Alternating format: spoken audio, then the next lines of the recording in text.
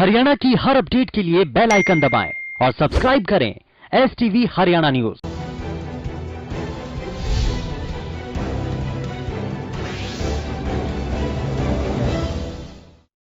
नमस्कार, मैं अनामिका अजय मिश्रा। शुरुआत फटाफट हरियाणा की।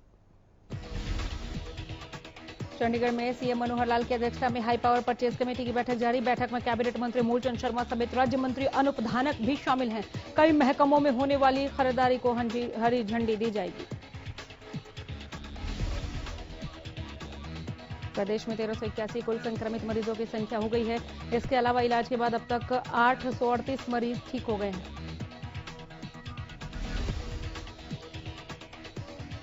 भिवानी में प्रदेश के कृषि मंत्री जयप्रकाश दलाल ने कहा कि पाकिस्तान से राजस्थान में पहुंचे टिड्डी दल अगर हरियाणा पहुंचता है तो कृषि विभाग इस समस्या के समाधान के लिए पूरी तरह तैयार है।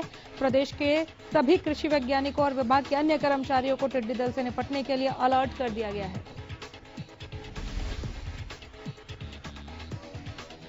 पलवल जिले में कोरोना के 2 नए मामले सामने आए हैं। यहां एक महिला और उसके 8 साल के बच्चे का कोरोना टेस्ट पॉजिटिव मिला।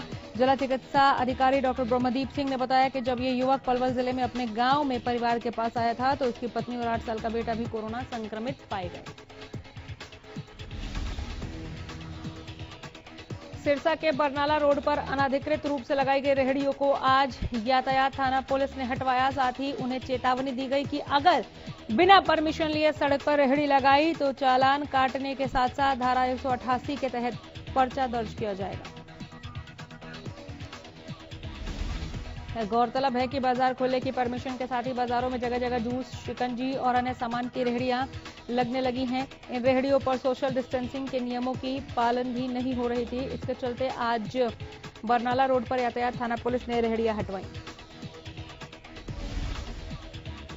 यातायात थाना प्रभारी बहादुर सिंह ने बताया कि शहर में रेहड़ियां बिना परमिशन लगाई गई। उन्होंने कहा कि प्रशासन द्वारा रेहड़ियां लगाने की परमिशन दी जा रही है। परमिशन लेकर वार्डों में रेहड़ी संचालक सामान सप्लाई कर सकते हैं।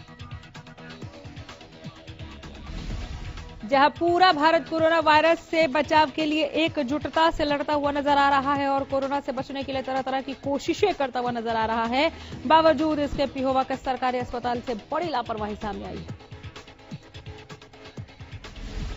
अस्पताल के बाहर सड़क किनारे कूड़े के ढेर में अस्पताल में इस्तेमाल किए गए इंजेक्शन, दस्ताने और पट्टियां दिखाई दी, जो कि किसी घातक बीमारी को न्योता देती नजर आ रही हैं।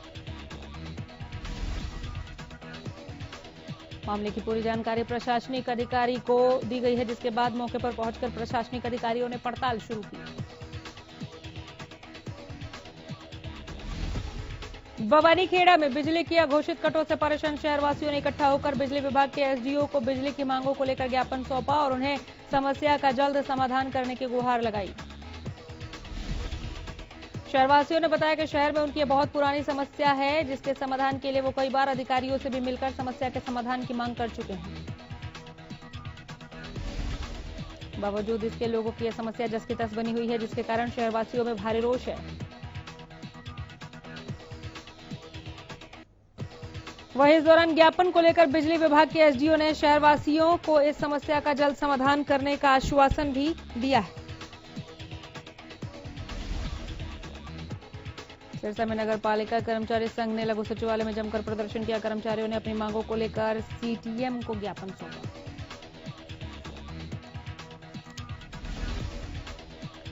फतेहाबाद में मेरा पानी मेरी विरासत को लेकर कांग्रेस लघु सचिवालय के बाहर धरना प्रदर्शन करती दिखी। लघु सचिवालय के बाहर कांग्रेस ने सांकेतिक धरना किया। नांगल चौधरी के नगर पालिका वार्ड नंबर 3 के वार्डवासी पानी के लिए तरस रहे हैं। वार्डवासियों की माने तो अधिकारियों को काफी बार सूचना देने के बावजूद भी इस मामले में कोई संज्ञान नहीं लिया गया। परेशान लोगों ने शहर के जलघर के सामने सोशल डिस्टेंस का पालन करते हुए प्रशासन के खिलाफ प्रदर्शन कर पानी की मांग की।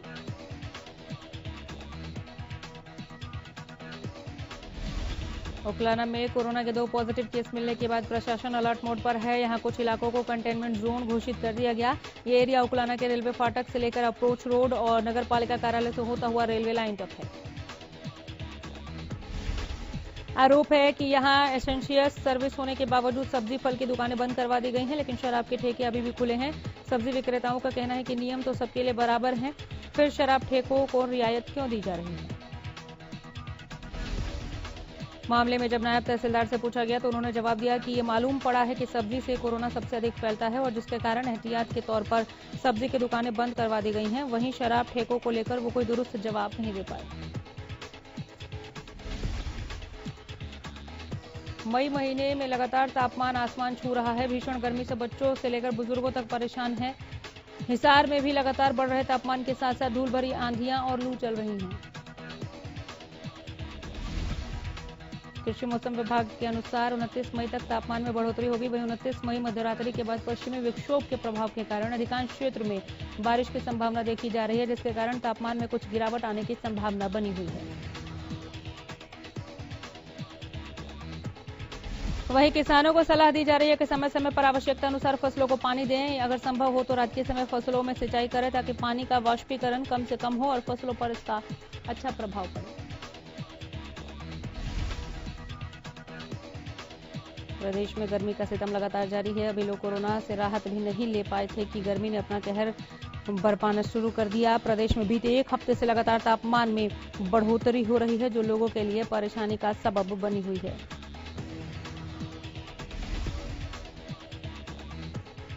लोग जरूरत का सामान लेने के लिए भी घरों से बाहर नहीं निकल पा रहे। लोगों का कहना है कि कोरोना के चलते दुकानों का समय तय किया गया है।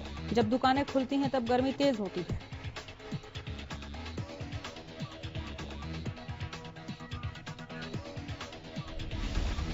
और शाम के वक्त जब गर्मी से राहत मिलती है तो दुकानें बंद हो जाती हैं। लोग पेय पदार्थों से अपनी गर्मी को थोड़ा शांत करने की कोशिश कर रहे हैं। सिरसा में पिछले कुछ दिनों से भयंकर गर्मी पड़ रही है और यहां पारा करीब 45 डिग्री के पार चला गया। दिन चढ़ते ही लू के थपेड़े लोगों पर पड़ने लगते हैं। सुबह से ही गर्मी अपना सितम ढाना शुरू कर देता है। गर्मी का मौसम चल रहा है। लोगों को तपती धूप में काफी परेशानियों का सामना करना पड़ रहा है। फरीदाबाद की संजय कॉलोनी और गुलछी गांव में लोग पीने के पानी के लिए बेहाल हैं। समस्या से जूझ रहे लोगों ने आज सुबह सोहना रोड को जाम कर दिया और नगर निगम पार्षद विधायक पर अनदेखी का आरोप लगाया।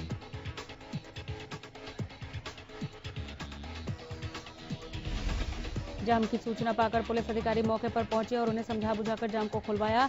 उन्होंने आश्वासन दिया कि लोगों की मांगों को अधिकारियों तक पहुंचा दिया गया, जिसका जल्द समाधान निकाला जाएगा।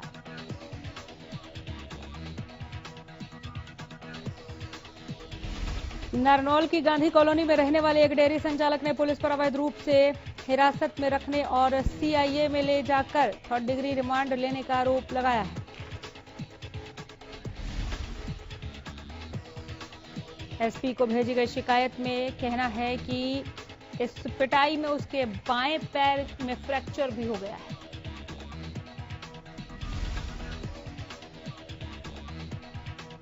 मामले में संज्ञान लेते हुए एसपी ने एसआई कैलाश सोनी को लाइन हाजिर कर दिया। पानीपत में नगर निगम अधिकारी पर पार्क के सौंदर्यकरण के नाम पर बड़े घोटाले के आरोप लगे हैं। शिवनगर कॉलोनी के लोगों का कहना है कि प्रशासन की ओर से यहां बने पार्क का सौंदर्यकरण किया जाना था, लेकिन कागजों में तो ये सौंदर्यकरण हो गया, हकीकत कुछ और है। लोगों के मुताबिक इसकी सुंदरता को बढ़ाने के लिए लगभग 90 लाख रुपए की पेमेंट हो चुकी है, लेकिन यहां पर कोई काम नहीं हुआ।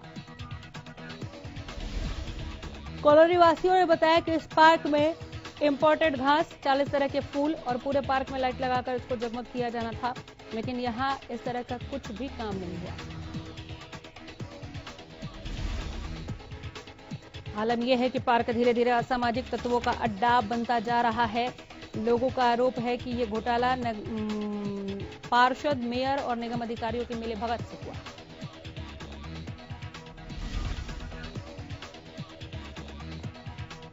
टिड्डी दल के फसलों पर हमले की आशंका को देखते हुए जिला प्रशासन और कृषि विभाग सतर्क हो गया है। सिरसा में टिड्डी दल से निपटने के लिए प्रशासन ने कई योजनाएं बनाई, साथ में किसानों को भी जागरूक किया जा रहा है। कृषि अधिकारी बाबूलाल के अनुसार टिड्डी दल सिरसा के ऐलनाबाद से 40 किलोमीटर की दूरी पर पहुंच चुका है और इसको लेकर प्रशासन ने पूरी तैयारी कर ली है। फायर ब्रिगेड को भी अलर्ट मोड पर रखा गया है। रात के वक्त अगर टिड्डी दल का हमला होता है तो विभाग के पास उससे निपटने के लिए पेस्टिसाइड की पूरी व्यवस्था है। फतेहाबाद के गांव गाजूवाला में जमीनी विवाद को लेकर दो गुट आपस में भिड़ गए। मारपीट के दौरान एक गुट के 8 शख्स गंभीर रूप से घायल हुए। सभी घायलों को फतेहाबाद के नागरिक अस्पताल में भर्ती कराया गया। घायलों में महिलाएं भी शामिल हैं। इस बीच घायलों का यह भी कहना है कि टोहाना अस्पताल में उनका ठीक तरह से इलाज नहीं किया गया, जिसके बाद वो सरकारी अस्पताल में भर्ती हुए। फरीदाबाद में बाउंसर और सिक्योरिटी गार्ड की गुंडागर्दी देखने को मिली है, जहां एसपीआर सोसाइटी में रहने वाले एक बुजुर्ग दंपत्ति को सोसाइटी के बाउंसर और सिक्योरिटी गार्ड ने बुरी तरह पीटा।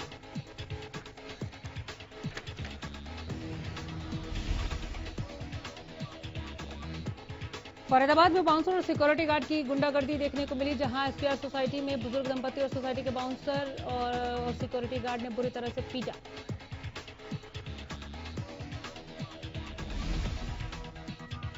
धर्मनगरी कुरुक्षेत्र में लॉकडाउन को लेकर पुलिस प्रशासन सतर्क है। इस क्रम में झांसा रोड पर स्कूटी सवार 2 युवकों को पुलिस ने जांच के लिए रोका। पुलिस ने जब युवकों से स्कूटी के कागजात मांगे तो एक युवक ने स्कूटी को आगे के हवाले कर दिया। इस घटना के बाद वहां पर तैनात पुलिसकर्मी ने तेजी दिखाते हुए आग को बुझा लिया, लेकिन इस दौरान पुलिसकर्मी जख्मी भी हुआ। बहरहाल पुलिस ने इस हरकत के बाद युवक को गिरफ्तार किया। गोहाना सिटी थाना पुलिस ने गुप्त सूचना के आधार पर आर्यनगर गोहाना से 2 अलग-अलग जगहों से 2 गांजा तस्कर गिरफ्तार किए। इनमें से एक महिला और एक आदमी को गांजा पत्ती बेचते हुए रंगे हाथों पकड़ा गया।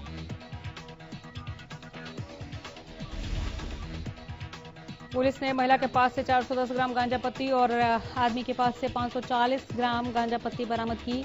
पुलिस अब इस बात का पता लगाने में जुटी है कि ये दोनों कहां से गांजा पत्ती लेकर आते थे और कितने लंबे समय से ये कारोबार चल रहा था।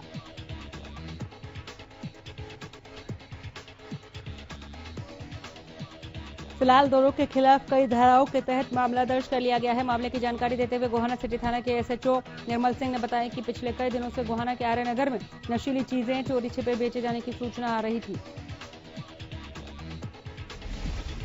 देर रात भी एक गुप्त सूचना पुलिस को मिली थी, जिसके आधार पर 2 अलग-अलग ठिकानों पर रेड कर एक महिला और एक पुरुष को गिरफ्तार किया गया।